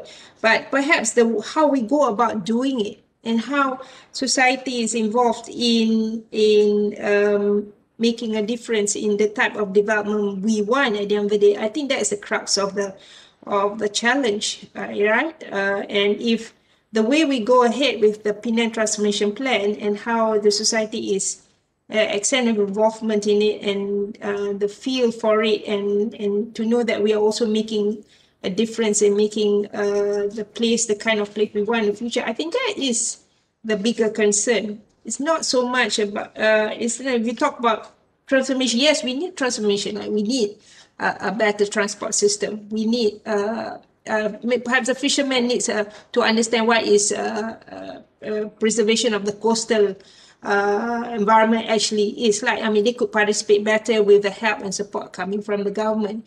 So it's about doing it together actually. And there's something good in what the state government wants to do about transformation of Penang, but it is how we go about it, how the society is involved perhaps in it, how and at the end of the day, the idea of meaningful participation and what Amy was saying is right. I mean, there's so many ways of putting it on the table and discussing it together and coming to a consensus. But if we're afraid to put it on the table and discuss it and have an amicable solution about it, that is perhaps we'll never get to a good solution in terms of how it is going to move forward. At the end of the day, it's not about the transformation, but it's about how we live together, right? By 2030, I mean, the government comes and goes, but it's us. 10 years later, it's us, our children, who's going to be part and parcel of the society. to make the change. And I think how our discussion has gone on forward, I think a big concern that we should all be worrying about is about the idea of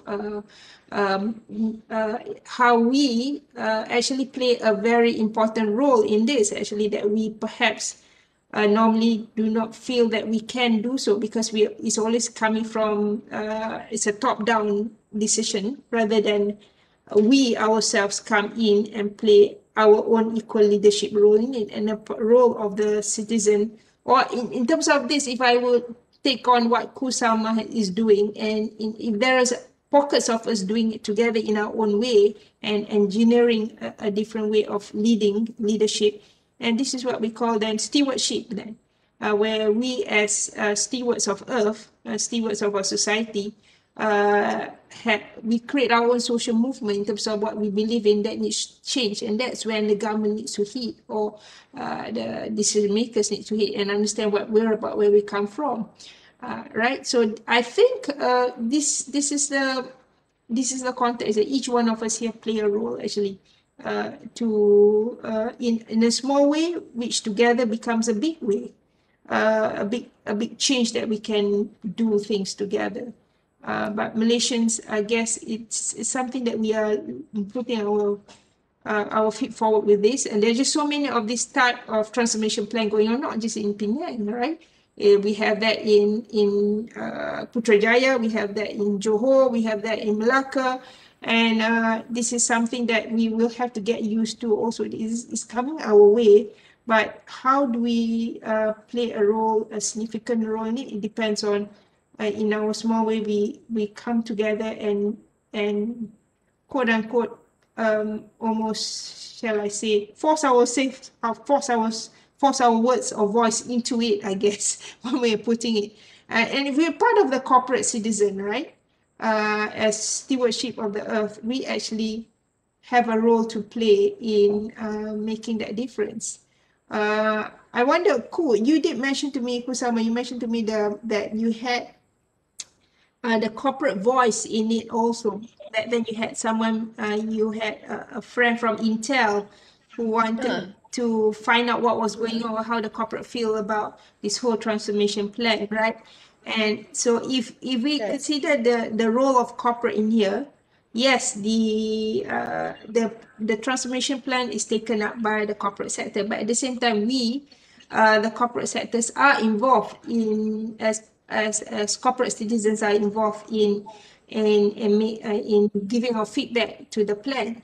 So while we see ourselves as individual citizens, we are actually also part of a corporate society that that gives a feedback to what the government is working on. So if we talk about corporate responsibility, if you will, guys, because you're coming from the corporate environment, the role of corporate environment, corporate sector in here is actually very vital, because it's not just about us doing corporate responsibility initiatives in projects that has nothing to do with anything outside of the product and services offered. It's also about how we play a role as part of the society, right? So it is not something that you might think about it as a political move if you say something for or against what government is doing, but actually it is an important role that corporate citizens play in taking a stand about the transformation plan, about how it affects the pollution or how impact the society. And that is something that is actually vital. As corporate citizens, actually taking a stand is quite important. Which So, is what Dr. we are afraid Elisha, to do. Yes.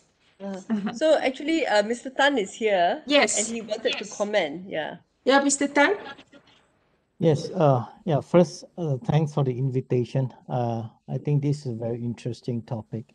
First of all, I think I really agree with one of the points made just now was that a lot of the public actually is unable to provide very good opinion about this PSR, PTMP, because they are not informed.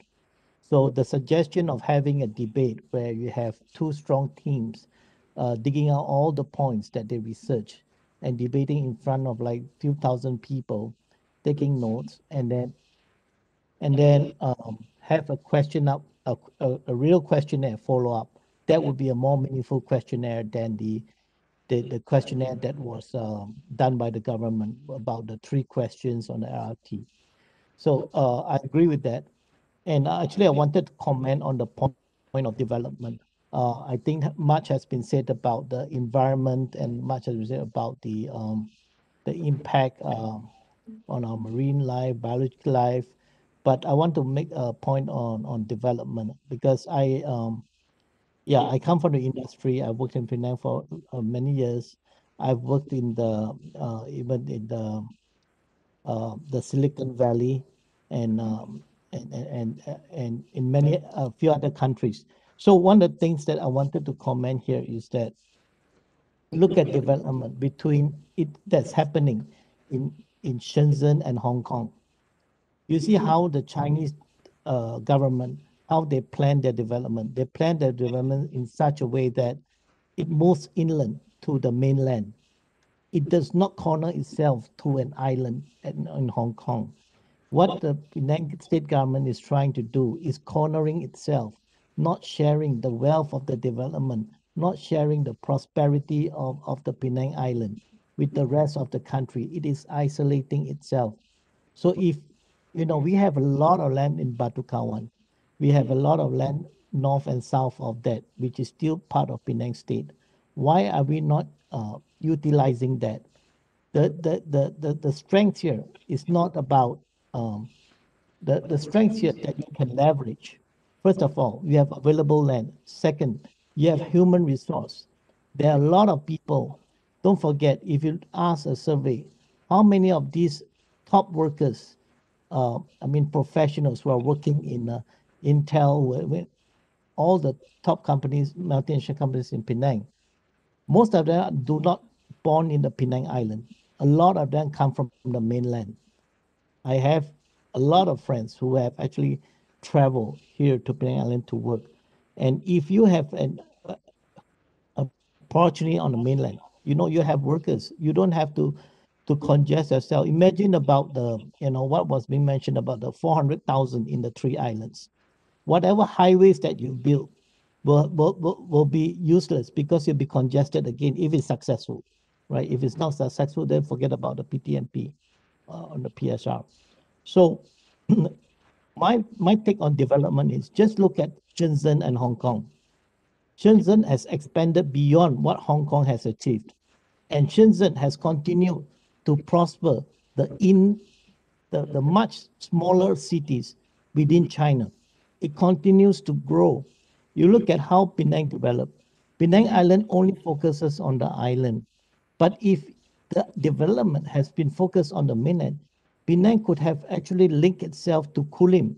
Kulim is also an industrial park, but Kulim is hard to survive because it is a little bit isolated. They are too far away from the island. But if you put a bridge on the mainland a bridge in terms of more factories between Kulim and Penang, you're going to link all them up. And also Perak, you have a lot of resource. Recently, we talked about water resource. Penang Island, not enough water, right? Fighting with the Kedah government. Why are you fighting when you are supposed to be cooperating, right? I know there are differences. You work it out. The Penang state government has to be blamed for some of these problems. So what I'm suggesting here, if you want to go development, it does not have to go the PSR way. You don't need the highways. I work in a multinational in Intel.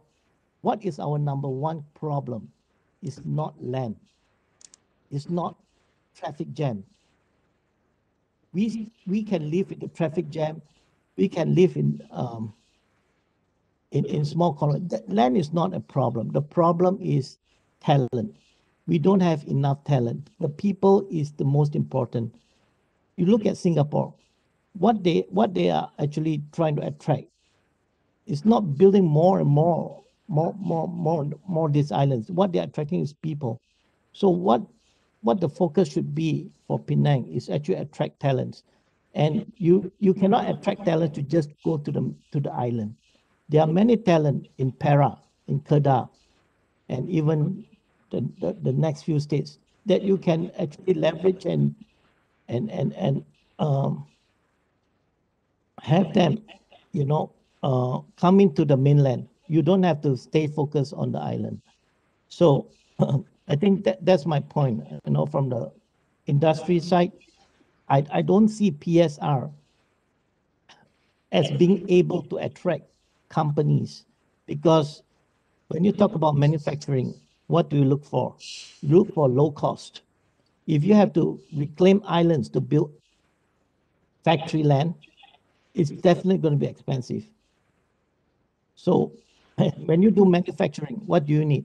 You need human resource. You need, you see how China solve its human resource problem. They go to the rural areas and they build dormitories that are walking distance from the factories. So eliminate buses. Right now, if you have like 30,000 staying in the dormitory, imagine how many buses are going to go back and forth the 3 islands and the small road in Teluk Kumbar or through the airport. So it will defeat the purpose. So again, I strongly encourage a strong debate, right? What I'm saying here is just one side of it. If we have a strong debate, you have the university intellectuals here. It's just the best place to hold this kind of, debate. So yeah, I think I that's all have I a want to very, say. very short question for Mr. Tan also, because my friend said that if it's high tech, but if they're going to do wafer manufacturing, they can't do it on the island or near the airport. That's why the Kulim is a high tech hub, but not here, right? So Yeah. I don't know why they say that they're going to do Island A is going to be high tech. Yes. But you Wafer, probably understand it more. yeah, if you want to do a wafer manufacturing plant, of course, you got to have a very stable land and with lots of water resource and good enough. Of course, you need transportation to airport and to get all your materials. But I still see this can be done better in the mainland. So I don't see any reason why they want to do manufacturing on the 3 islands.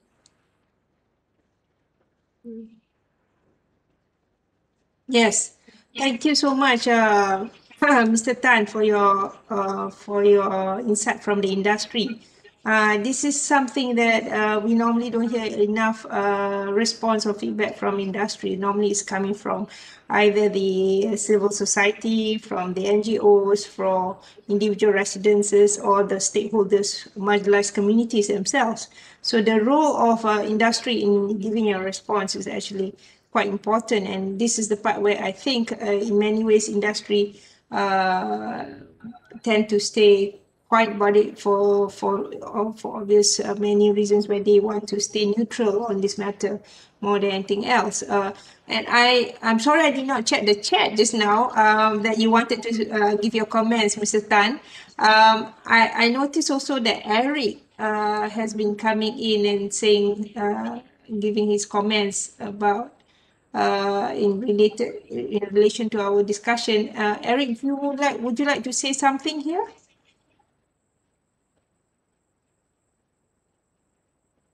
Not sure he's still there. Eric, Not sure. He's still there, but I'm not sure whether he wants. But Eric did mention here in the chat box that Eileen Tan, who runs the Center for Marine and Coastal Studies, said she had found nickel concentrations higher than usual, while lead concentrations were 184% higher than, and cadmium at 32%. So yeah, I mean, if we talk about pollution and damage to the environment, this is something that the whole impact of transformation itself of Penang is something that we need to not take lightly. But again, the progress is ongoing and the transformation is on its way. So I find that this is something that we can still play a role in it as citizens of Penang, in terms of putting our voice together actually. So from the corporate world, from as individuals, I think. But I think the role of corporate here is actually more important than ever, like what Mr. Tan was sharing with us about how wealth is being distributed, how actual role of what we actually want with regards to the future of the employment and the role of corporate sector in here actually. There's a point being raised here by Emmy that development is not bricks and mortar. Yes, concentration of talent is important. I think talent, among other things, is one of the key issues that we'll continue to face more and more, actually. Um, Thank you, Mr. Tan. Thank you, Emmy, for your response as a guest. And more importantly, thank you, Ku, for your important insights in terms of the context of the problem and the facts and the surrounding concerns coming from your involvement in it in Penang and its development for a long time actually, right? Again, panel speakers who are here, you have we started out with looking at the context of the problem, looking at the challenges of stakeholders' involvement, and looking at perhaps at the end of the day, if I could conclude this, is the context of like it or not, as Penang moves towards 2030 and we look into accomplishing the SDG 2030, we have no choice but to actually find our way forward. It's not too late to actually question what's going on with the transformation plan. There's a lot more effort that needs to go in there. And I think at every opportunity we have, we want to be able to participate and give our voice actually in terms of what matters most. So I hope this perhaps is an insight for us to understand the meaning of the role of society in innovating forward and making a difference. So rather than it's top down, it's actually bottom up. And I think we can all play a role in it. I hope that this discussion has been useful for us in terms of understanding that there's more that can be done, and perhaps we can come together at any opportunity that arises with regards to the role of our role in meaningful participation here. So it's 10:40 actually. It's quite late. But I think there's a lot more we can do in having a discussion on this matter. So I actually would like to thank everyone for your role in it. And before we go, actually, I would like to get someone to do a photo shot of us. Perhaps one of us could help do that. Perhaps Hui Min, can you help us with that? All right, thank you so much. So can we have your camera switched on, your video switched on, everyone? If it's possible. Shucha, you think you can switch on your camera? If not, that's fine. All right. So smile, everyone.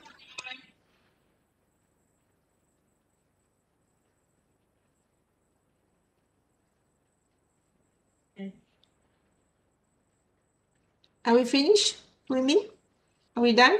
All right. Perhaps one more with the thumbs up, if it's okay. Okay. Oops. How about this? Let's C for climate. Oh, that's C for climate, guys. Yes. Climate.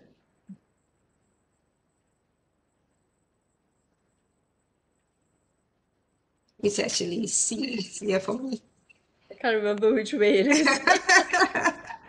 All right. Have you got it? For me? All right. Thank you so much, everyone. Thank you. Perhaps it can be an endless conversation about this, but it's the beginning of a more conversation.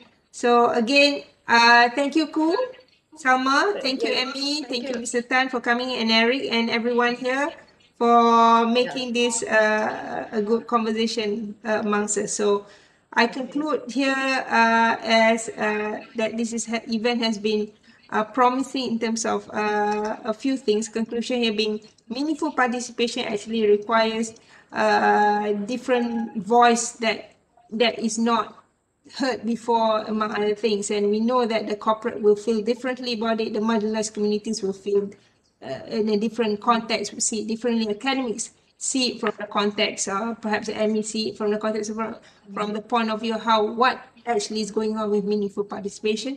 Kusama as an social advocate sees the importance of how the role of participation has been shrouded in what we call injustices where participation is concerned. And the rest of us here, as part of parcel of academic and corporate community, know that at the end of the day that while we may have our cynical view, or perhaps we may feel that we are helpless in it, in making any difference, actually we can actually move forward in every way possible. So each one of us has a role to play, and I hope to see you together. We can do something together, make a difference for Penang moving forward. So thank you all. Thank you for coming, and have a good evening, everyone. Bye. Thank you. Bye. Thank you.